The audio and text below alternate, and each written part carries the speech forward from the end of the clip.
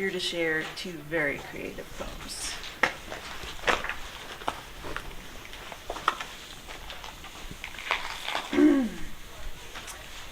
Lisa shows us how to listen while we're in the canyon. Sabino Creek plays xylophone, the multicolored one from kindergarten. Little hand mallets splashing with abandon on mirror tin, on grotto stones, on glittered cottonwood leaves spinning in the slow side eddies. That violin plucking in the background is the brass-faced verdin, oral oriparus. Hop flower barely blows a yellow note, a quarter rest. Swallowtail tacit in formal black, conducting sway around the globe, mallow.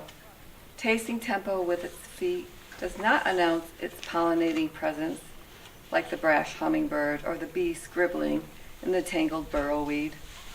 Offstage in chromatic scale, an earless lizard makes a big racket in the twigs, tattles on its hideaway. Self-conscious Reebok boots, embarrassed by their symbol size 10, crunch on the narrow deer-hoofed path, try to sneak by an idle lullaby quiet, past a rattle napping hidden in the grass cradle crafted from monsoon flood debris. Ouch, God damn it, shout the shindaggers. This is a good one to, sorry to interrupt, this is a good one to be reading along with, because you might miss some of the sort of word jokes. 5 poets discuss their diets at a picnic table at Marshall Gulch. I have given up all rhyme and alliteration which gave me irritable bowel. I have given up stanzas that are too processed. I have given up line. I have given up vowels. I fasted from adjectives and tried a confessional cleanse. I once gave up sonnets for Lent. Now I'm agnostic about form. I am hungry all the time, so I snack on insomnia to sample the dreams filled with simile. Like a chocolate verse croissant, like powdered sugar on the white page.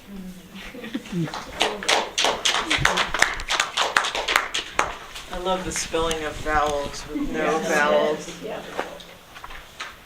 Let's see.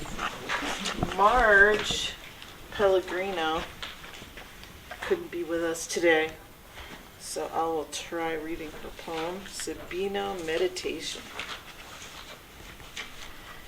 In the season of water, I make myself comfortable on a sandy beach next to the stream, a spot where the stream bed drops and the water falls. As the bubbles fan out from the splashing in a half orbit, I pick one bubble to follow. When the bubble pops, I jump attention to another close by. When that one pops, I scan for another, until I find the one that makes the journey intact. All the way to the next fall, where the bubble rides over the thin, water-smoothed rock, then drops in a glassy sheet into the splashing that creates the next bubble flotilla. At Sabino, thoughts tangled in the past and worries about what-ifs and what is flow by and pop like the bubbles. I watch until I can get them all over the top and let them drop and flow downstream. Then the page I've come to write welcomes the words.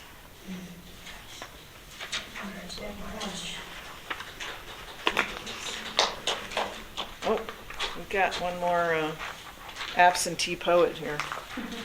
Oh, well, several actually. So Philip, who should be showing up any second. It was so funny to find out that he was friends with Derek. It's like, I know. of course. Hummingbird Daydream by Philip Ostrom. Hummingbird, go ahead, just fly right into my stillness. Share your hum with me, awakening me from my desert daydream. I would like to take your hum toss it into my blender of my soul so that I too could go out and find the nectar and sustaining nourishments that appears to reside in this scorched, beautiful canyon. I believe I could ride that wild wave of nectar, create my very own hum, and gently disappear into the shadows of the acacia forest as you do. I don't know if anybody feels moved to read Simmons or Derek's I'll poem. read. I can read them both if you want. Okay, great. I want to read Derek's because I'm in it. Yeah.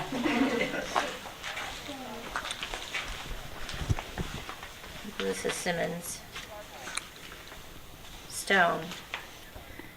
How we yearn to flow from the sudden mantle of the earth, returning no less solid, no less sculpted, no less redeemed. Oh, chickadees. Heard you. Okay, this is Derek's poem. There was that too. Derek Sheffield. I think it'll be pretty obvious, but I wrote about sex, and that's why I'm in this poem. Because he put it in there. All right. There was that too. It's Philip who tells us about their brown hands grinding beans into flour, the sweep of centuries in their dark hair brushing this wide flat stone as they worked. My daughter and I kneel in the desert sun and smooth our palms around one of the bowls ground into being. What words, what songs lived in the knock and grit they gave? All the light, all the angles of sun and moon that have filled these bowls, and the faintest stroke of the farthest star, all while the tall, thick-wristed cacti wave their funny waves. It's Ash who calls us back from the flute sounds and eagle cries we were just about to start hearing. Coyote Ash, who says it wasn't just beans they smashed here. Secretly, they slipped into the night in pairs to slip their desperate tongues into each other, or who knows, maybe triples. Here, sure, where we kneel, they banged, all over this grinding ground. Thanks to Ash and the truth behind our own buttons, our belly laughter splashes everywhere through the dry air.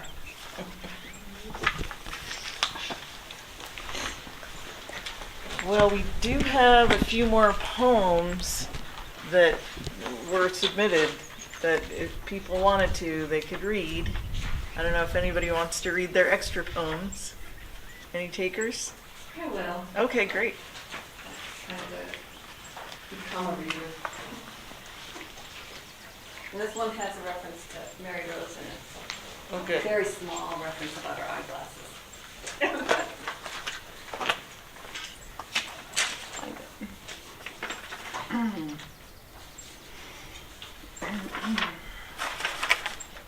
Everywhere, all at once in the canyon. It is arriving as visibility. It is arriving as invisibility. It is arriving as burning energy that mathematicians try to discern, that the sycamore leaf internalizes into green geometry and jewels. Summer is arriving through cumulus, through cirrus, through cursive in the form of your fingers that count hours, that point to a chorus of orange butterflies glittering the brittle bush, tapping the seconds buried before time began, that slap the cheeks red. It is not a closed fist, but exists as a spherical belief held in space. Before Einstein, before Job, before the Pleistocene, before photosynthesis and hurried consumption of caterpillars, before seasons with migrating geese and hibernating bears and sparrows in circadian prayer. Later, a voice that said, "Let there be a seventh day," and gave everything a name with Latin nomenclature. Vanishes the infinite facets of glinting crystal and settles into the binary of those who need glasses and those who don't, and those who read computer code and those without eyes who listen in the dark to the patience of cicadas that have not emerged. I have one more because we came here in the prompt on Solstice Day, and was at this Ramada, right? Yeah. Okay. Sorry, it's kind of long. Solstice in Sabino. I lie with a leviathan of time in the hard narrow of a backyard canyon. My mind bookmarked in the north where headwaters melt from old ice. Slanting walls press my shoulders to bear the weight of empty hours. Above in hesitance, hoodoos and saharos, balancing on the edge of vision, silhouette with winter's ancestors, tilting into twilight, into subsistence, echoing the reckoning, the knocking below of my fingers on stone. The sun hovers low at the foot of my bed, foreshadowing, before slipping off towards the caldera west of the city, without promise of return. Unless I pray, chant, recite the begats, sacrifice animals to flame, mathematize matter to photons, pay ransom to the astrolabe and sextant, count and count, perform salutations to four directions, existing only in theory of relativity, this shortest day, let there be light. Resurrected rays slant into the crevices, between unmapped meridians and parallel calligraphies, reflecting off scribbles of rhyme on castled ledges, sparking gneiss to resemble Greek letters, igniting layers of granite and mica, and metamorphosis from half-remembered fonts etched in sunset red, gold leaf, yellow serpentines, petroglyphed bighorn lying with medieval lions, eroding spirals and a Gaelic cross, illuminated manuscript projected on cliff rock. Then this barely opened book shuts. Eternity returns to this valley of biblical shadows, of absolute cold, and mocks all dimensions and timelines. The old dark laughs at light, speed calculated in fractions of seconds, at sundials and quantum clocks, at paper calendars with future days, equinoxes marked with pictographs. Eternity scoffs at measurements and increments, at generations quoting Genesis, at sentences with commas and ellipses, at Kepler supernova and Century's comet, at millennia of evolving consciousness, blinked out by one elliptical orbit, at eons of geological reticence, at the faint noise from the singularity, at the finite linearity of human hope, all brevity. I love that. That's the last line. The ranch. Jana wrote this delightful poem about he uses their tiny ranches and cantina. I love that, yeah. It's a great poem. Ash hook. Two super wonderful poems.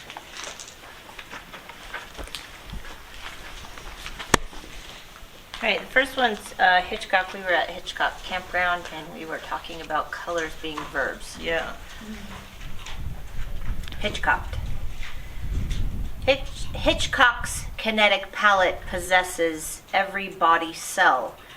Through the leaved being's chartreusserie along a crisp and muffled siennaed path, the air azuring above. Fallen cones pining these lungs, feet periwinkle among microblooms, spikenard stars. Stone mushrooms black until they white. A horn-toed coin variegating still. Blink. Those eyes quartzing and rose. Hands gold out, palms mossed. Fingers indigoing around these abundant gifts. And then the next one is the day that we heard the bagpipes. I think that was just you and I. Was it? I can't remember, but man, it was cool. So the title I chose was Today's Joy Choir Practice Will Be Held in the Canyon. Sabino Creek roars its song, splashing cymbals crashing into submerged stones. Resident birds atop Ocotillo and resting in wildflowers warble in the new growth. And something else, breaking through the beak chiming, liquid and solid rhythm, a high clear tone, slightly dissonant, joined by another, running into each other. Humming and droning, threading through water, wings, rock, and now sky. How are there lock-longing bagpipes in this dry desert canyon?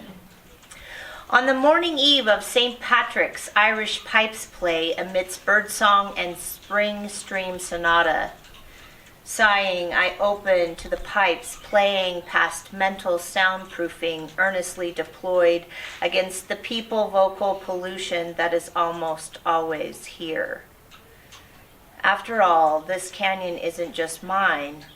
It is the runners with their pondering feet and earbud playlists, and the businessman's with his echoing outward ringing pitched canyon conference call. Today I don't blame him. I wish I could work from my home's canyon too. Sabino belongs to the arguing couple and the skipping child singing nonsensical ditties next to bickering mommies or daddies. It is for loud best friends and pensive just friends and laughing third dates and hiking meetups, the clucking long marrieds and never marrieds and whispering solo adventurers. All come seeking the canyon's beauty, adding melodic lines and dissonant rows to the day's song. This morning in the parking lot, I shamelessly watched a tall bearded man lovingly adjust a short bearded man's backpack, murmuring in his ear, kissing his temple, squeezing his hand eyes, filling with adoration. Joy to the canyon, we all have come. Let we receive her blessings. Let every heart prepare her room, and hikers and nature sing, and bagpipes and nature sing, and poets and nature sing.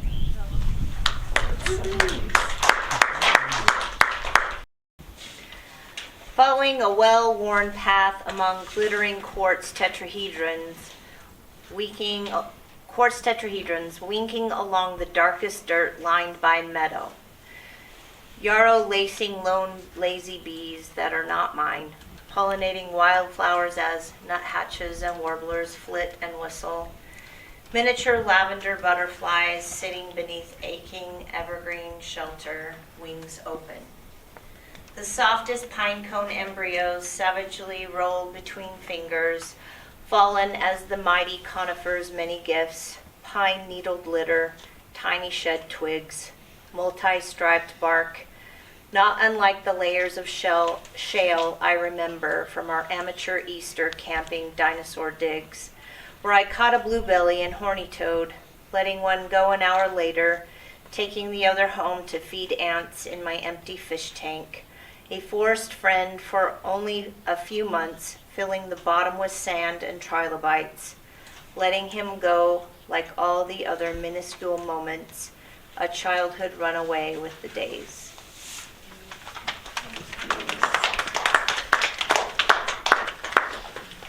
I really love the color verb poem. Yeah. I mean, I love them all, but the color verb really was drew me in. It's a great play with words. Eva, did you bring something to read? You want to make something up? Did you find your picture Oh, there? And now Lisa. Yeah. Woo! Have you noticed it's hard to read this poem? It came straight out of a notebook.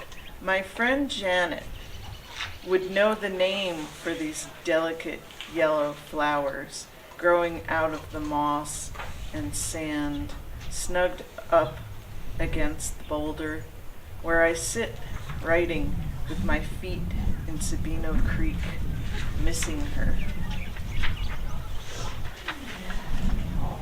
Janet knows the names of all the things.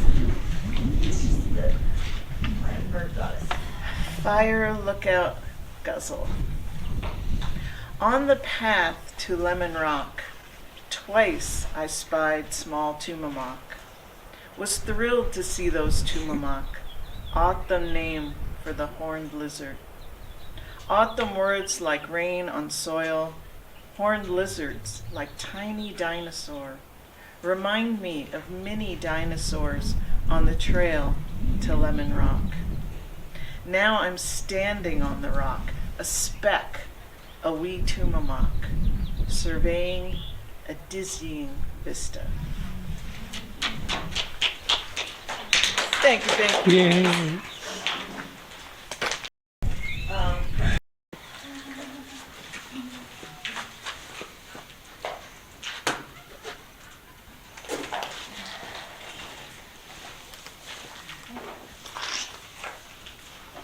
Our first poet is Janet Moore.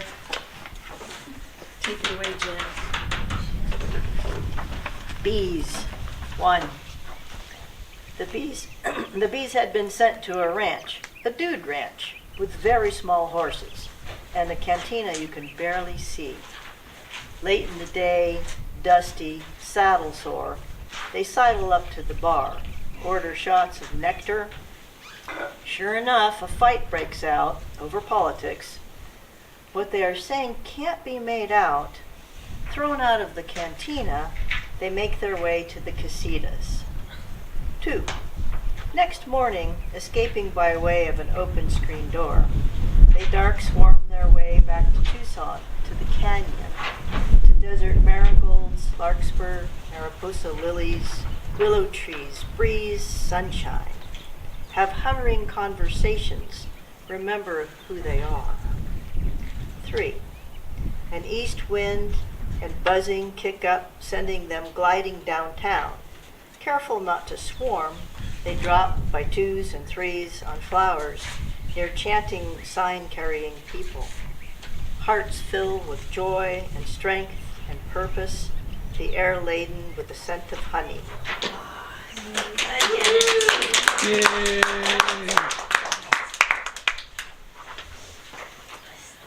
Should I introduce people or? Yes, please.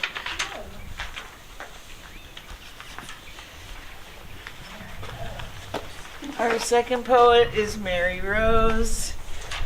She has 2 wonderful poems in here. I'm not sure I'd call them wonderful, but thank you very much.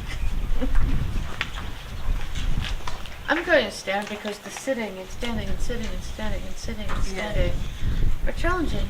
The first poem's called Wave.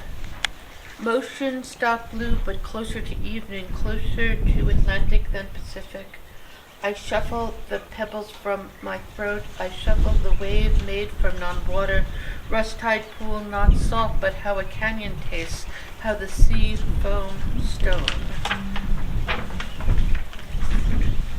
And the next one is the case for the vast is seen by the limited, and part of it, some of the pieces, some of the language is from listening to people on Mount Lemmon. Like you're in this, so, as many people know, I do not hike. I essentially walk to the furthest WPA picnic table and look. So often it's like, I can hear lots of people detritus, and I'm also in nature, it's complicated. So, the case for the vast as seen by the limited. Dad, I'm scared. A spectrum of greens, almost yellow to blue, brown, black. Black crested bluebird, technical crimson, fern, fronds dappled, and I want to say yes to everything. A door, car, closes. We are out here looking for you. Forest green forester, rabbit-faced squirrel, squirrel-faced little boy, kicking up dust, dog-faced, boy-faced little dog, shaking off dusk. Geodorg, sipples, spring, America robin, laughter and gravel. Homeland security, for the fist-sized pain gray and ochre-winged, for the fading in and out, for the radio fading in and out, white comma under eye, bear bells forgotten, pine swell, ground swells, strewn packed in needle, forest rising above desert. My back is to the parking lot, but my eye is to the vast. Yay. Okay. Right, so this is our spot. That's your spot. But we should wait until everybody's in. Come back over here.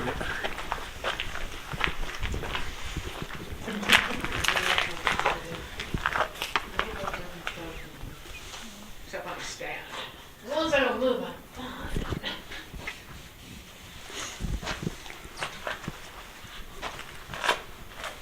Oh, we're gonna read sitting? I'm not No. gonna. You don't have to sit. I look better stand. standing up. That's a great backdrop. Like, Oh my you're god. great. I will sit if that. I must. Not required. I gotta get some still shots. Nice. Thanks. I was watching the bees yesterday. The great big black ones are up in Oh the my God, you're Verde nature. right now. And then the little I love bees it. are in the orange trees because they're all flowering. And the, what are they? I've got these plants and they're desert Hey. yellow flowers, but now they're like 4 feet sit tall. and They're not nod. supposed to get that big, but I do love it. And there's bees all over them, so all the little bees are in another rock. I don't worry about them stinging me because they're too busy. Yeah. Careful. The chapbooks are in here. You can just film the context. What? Film the context. I did a little bit of that.